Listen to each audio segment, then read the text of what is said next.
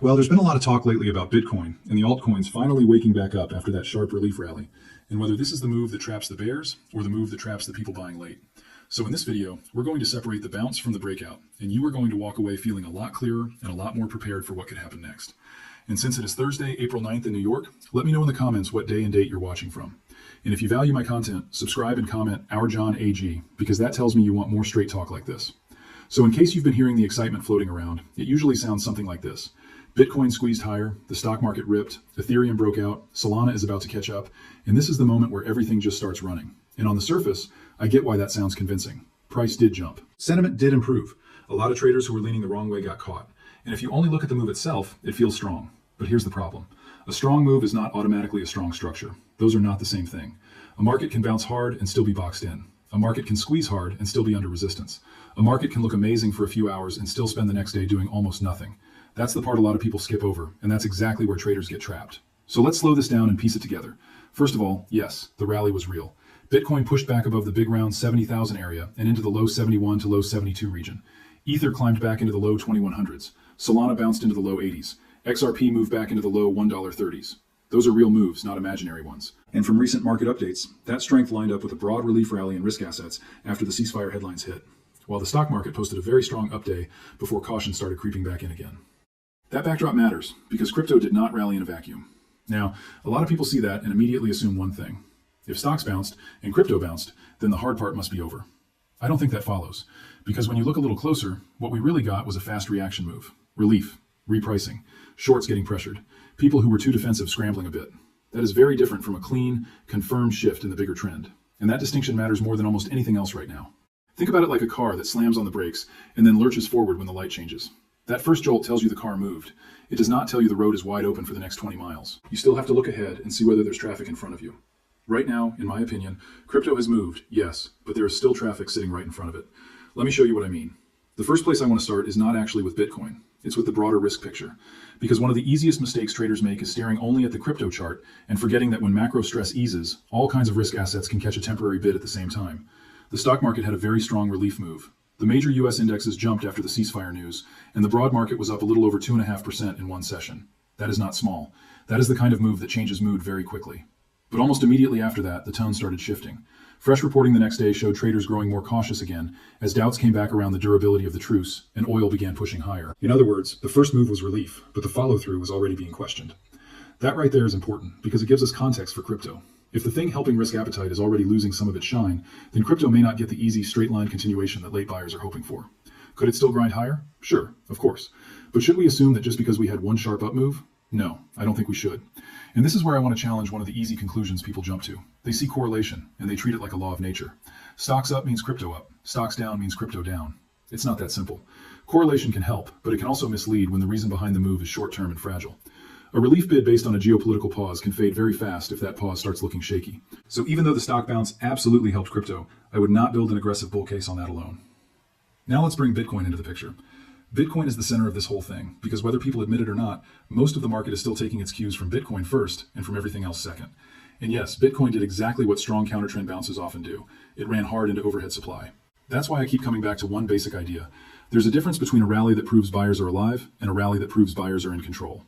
Right now, we clearly have the first one. I do not think we clearly have the second one yet. On the short-term chart, the move higher looks like a squeeze and a momentum snapback. Fine, that can happen. In fact, industry reporting showed that bearish positions got hit hard during the surge, with roughly a few $100 million in short liquidations across crypto and related risk trades. That helps explain the speed of the move. But here's the thing. A move driven partly by forced closing is not the same as a move driven by steady, patient demand that is willing to keep absorbing sellers at higher levels. That's the skeptical angle I think people need to keep in mind. Sometimes price goes up because buyers are eager. Sometimes price goes up because sellers panic. Those do not have the same staying power. And when I look at Bitcoin here, I see a market that may have gotten a burst of both, but I'm not ready to call that a clean bullish handoff just yet. Why? Because the area roughly from the low 72s up into the mid 70s still looks like the kind of zone where price has work to do. Not impossible work, just real work. If Bitcoin can push through that region, spend time above it, and prove that buyers are willing to defend it, then the conversation changes. Then the bigger structure starts to look healthier. Until that happens, I think the bigger picture remains incomplete. That does not mean I'm bearish on the next 5 minutes.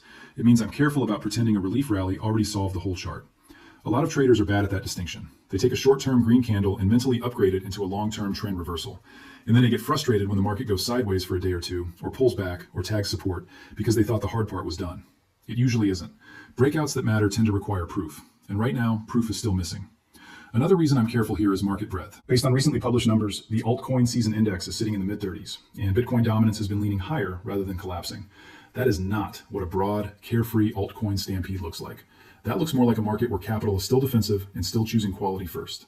In plain English, people may be willing to nibble, but they are not yet acting like they trust everything. That's a big deal, because when real altcoin season shows up, you don't have to squint to see it. Money spreads out, rotation expands, smaller names start showing independent strength. Right now, that is not really the story. Right now, most of these coins still look like they are hitching a ride on Bitcoin's mood. And that brings us to Ethereum. Ethereum probably has the cleanest short-term setup of the major alts, but even there, I would not get sloppy. The constructive part is obvious. Ether got back above that important low 2200 type of area, and now it's trying to show that the breakout can hold on a retest. If that level sticks, then yes, I understand why traders are looking for a push into the low to mid 2400s. That target is not crazy. It fits the kind of move you could get if the market stays calm for another few sessions and Bitcoin does not lose its footing. But here's what people should not forget. Retests are where fake strength often gets exposed. Anybody can get excited on the breakout candle. The real question is what happens when price comes back down and tests the level it just broke. Does buying show up again? Do sellers fail to knock it back under? Does the market accept the higher range? That is the real test. And Ethereum has failed this type of test before. So I'm not dismissing the bullish setup. I'm saying it still has to earn trust. If Ether holds roughly that low 2100s to low 2200s support band, then the upside case stays alive. If it starts slipping back underneath with conviction, then that breakout starts to look less like a launch and more like a head fake. That is why this is a decision zone, not a celebration zone. Now, one more thing here, and I want to say this clearly, because people confuse opportunity with certainty all the time. A setup can be good without being guaranteed. That should be obvious, but in fast markets, people forget. They hear target and they think promise. It's not a promise, it's a condition. If support holds, this can happen. If support fails, then the whole read changes. That's how trading works. Now let's talk about Solana, because Solana is interesting for a different reason. Solana bounced, yes. It got back into the low 80s, yes. But unlike Ether, which at least has a visible breakout and retest conversation, Solana still looks more obviously stuck inside a wider box. It has room to move inside that box, sure, but that is not the same thing as a clean trend shift. The local issue for Solana is simple. It's running into friction around the mid-80s. That area keeps acting like a ceiling. And when you combine that with the fact that Bitcoin itself is pausing under overhead resistance, it becomes very easy to imagine Solana cooling off, chopping sideways, or dipping slightly before it makes another real attempt higher. That is not a disaster. It is just normal market behavior. In fact, sometimes that kind of pause is healthier than immediate continuation. A market that goes straight up without building support underneath itself often turns into a weak market very quickly. It looks strong, but it is brittle. So if Solana takes a breath here, holds somewhere in the low 80s or a little below, and then comes back again, that would actually tell me more than one more random spike would. And again, notice the theme. We are not saying these charts are doomed. We are saying they are at decision points. That's the key. Decision points are where patience matters. Now, XRP. XRP has had a bounce, and it has reclaimed some composure after looking pretty shaky before this relief move. But to me, XRP is still one of the clearest examples of why people should not overstate what just happened. Yes, it can trade up with a group. Yes, it can hold important support. Yes, it can try to press into nearby resistance. But does it currently look like a market that has fully escaped the gravity of the broader tape? Not really. It still looks tethered. It still looks reactive. It still looks like the type of chart that will follow Bitcoin's tone unless something much stronger and more independent develops. So for XRP, I'm watching this in a pretty simple way. If Bitcoin cools off, XRP probably cools off too. If Bitcoin stabilizes and keeps carving out a higher base, XRP can try another push into the upper part of its local range. But I do not think XRP is the leader here. I think it is a follower until proven otherwise. And honestly, that same logic covers Chainlink too. Chainlink is not giving me a special, separate story right now. It still looks like another coin trapped between support below and resistance above, waiting for the larger market to decide what kind of mood it is really in. That does not mean there is no opportunity there. It means the opportunity probably starts with Bitcoin first. That's why, when people ask me whether this is an altcoin breakout moment, my answer is basically this. Not yet. Maybe later, but not yet. Because from a market structure point of view, what we have right now is still a Bitcoin-led bounce, in a market where alt breadth is not broad enough to call it a real rotation phase. And that's where the current data actually helps us. From recently published market readings, the altcoin gauge is still far from the kind of level that usually screams risk-on alt frenzy. At the same time, Bitcoin's share of market attention remains elevated. So even though Ether, Solana, XRP, and Chainlink all participated in the rebound, the market does not look like it has fully opened the floodgates for indiscriminate alt chasing. That matters because it changes how you should think. If this were true alt season, then a short-term Bitcoin stall might not matter all that much. Money would keep rotating. Traders would keep reaching further out on the risk curve. But when we are not in that kind of environment, a Bitcoin stall can drain energy from almost everything else very quickly. And that is why the next day or so matters. My base case in the very short term is not a massive collapse. Let me say that carefully. I am not sitting here telling you the market has to dump hard immediately. That is not what I'm saying. My base case is simpler than that. I think the market is vulnerable to cooling off, sideways, slightly down, choppy, maybe frustrating. The kind of move that feels underwhelming after a strong green day. Why do I think that? Because several things all point in the same direction. 1. The macro relief driver already started looking less clean within a day. 2. Bitcoin has run into a zone where sellers are likely to show up. 3. The move higher was helped by short covering, which can burn hot and then fade. 4. The altcoin backdrop still does not look broad enough to carry the whole market on its own. And 5. When markets jump fast into overhead friction, they often need time more than they need more price. That last point is underrated. A lot of people think every pause is weakness. Not true. Sometimes a market needs time to digest a move, not because it is about to crash, but because too much happened too quickly. Think of it like a crowd all trying to squeeze through one doorway. The first surge gets through fast, then everything bunches up for a minute. That bunching up does not mean the event is over. It just means the flow needs to reorganize. That could easily be what the next 24 hours are. Now, I also want to make room for the medium-term bull case, because there is one. If the broader risk tone stays calm for a few more sessions, if the geopolitical fear does not reignite in a major way, and if Bitcoin can keep holding above the big round 70,000 area instead of losing it quickly, then the market absolutely has room to build from here. I'm not denying that. In fact, there are a couple of reasons not to dismiss that possibility. For one thing, recent market reporting has pointed to substantial buying interest that built below this zone, especially in the broad 60,000 to 70,000 region. That tells you there is still meaningful demand underneath the market.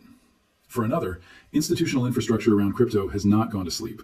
According to the latest publicly available filings, asset managers are still pushing forward with new crypto-linked products, including fresh proposals tied to broader crypto baskets and staking-related Ether exposure. That does not force price to go up tomorrow, but it does tell you the long-term access story is still moving. That is fresh context the panic crowd misses. They talk like every pullback means adoption is over. It isn't. At the same time, the euphoria crowd talks like every bounce means the next leg of the bull is already here. That isn't true either. Both sides tend to oversimplify. What I'm trying to do is stay in the middle and read what is actually in front of us. And what is in front of us, in my opinion, is a market that just had a legitimate relief rally, but has not yet cleared enough overhead damage to say the bigger trend is fully repaired. That is especially true for Bitcoin. If Bitcoin can get through that higher resistance band and hold above it, then I get much more constructive on the bigger structure. Until then, I think it is smarter to treat strength with respect, but also with discipline. By the way, this is exactly where traders get themselves into trouble by using one signal and acting like it is the whole story. They'll say, well, shorts got squeezed, so price has to keep going. Or they'll say, well, stocks bounced, so crypto has to follow. Or they'll say, well, Ether broke out, so alts are back. No, you cannot reduce the market to one sentence like that. Markets are a stack of forces. Some are pushing up, some are pushing down. What matters is which ones are stronger, and on what time frame. Short term, the bounce force was clearly stronger. Bigger picture, I still think the resistance force has not gone away. And that's why time frames matter so much here. On a very short time frame, yes, the market can still squeeze higher in bursts. On a slightly wider short-term view, I think we are due for some cooling. On the medium view, I can still see a constructive path if the market holds key support and the macro backdrop does not get worse. On the bigger structural view, I still want more proof. That layered thinking is important because it keeps you from talking yourself into extreme certainty. And extreme certainty is expensive, especially in crypto. Now let me give you the practical map as simply as possible. For Bitcoin, the first thing I care about is whether it can stay comfortably above the 70,000 neighborhood after this relief move. If it loses that quickly, then the bounce starts looking more fragile. If it holds, builds, and starts pressing again, then the higher resistance band stays in play. For Ethereum, the important thing is whether the breakout retest actually behaves like support. If buyers defend that zone, the higher target stays reasonable. If they don't, the setup weakens fast. For Solana, I'm watching whether the market keeps rejecting it around the mid-80s or whether it can finally turn that area into a stepping stone instead of a ceiling. For XRP and Chainlink, I'm basically asking one question. Are they just echoing Bitcoin, or are they showing any independent strength worth respecting? Right now, mostly I think they are echoing Bitcoin. And all of that leads back to one simple message. Do not get trapped here. That does not only mean do not get trapped short after a relief move. It also means do not get trapped long just because a relief move feels exciting. Both traps are real. The bear trap already happened to some degree on the way up. The bull trap can still happen if people confuse momentum with confirmation. That is the whole point. This is why I think patience is actually a weapon right now. A patient trader can let the market prove itself. An impatient trader has to guess. And when you are guessing into resistance, after a sharp squeeze, with a shaky macro headline still hanging over the market, that is not exactly the cleanest place to be acting like everything is obvious. Because it isn't obvious. The reason I'm leaning cautious over the next day is not because I think crypto is broken. It's because the market just did a lot of work in a very short amount of time, and now it has to show whether that work can stick. Can Bitcoin hold its gains? Can Ether hold a retest? Can Solana stop failing at the same local ceiling? Can the stock market keep the relief tone if the ceasefire story gets messier? Those are real questions. And this is where I want to bring you in for a second. Which coin are you actually watching the closest right now? Bitcoin, Ethereum, Solana, XRP, or Chainlink? And if you're successful, share your success story in the comments so others can stay motivated. Now, let me add one more piece that I think is getting overlooked.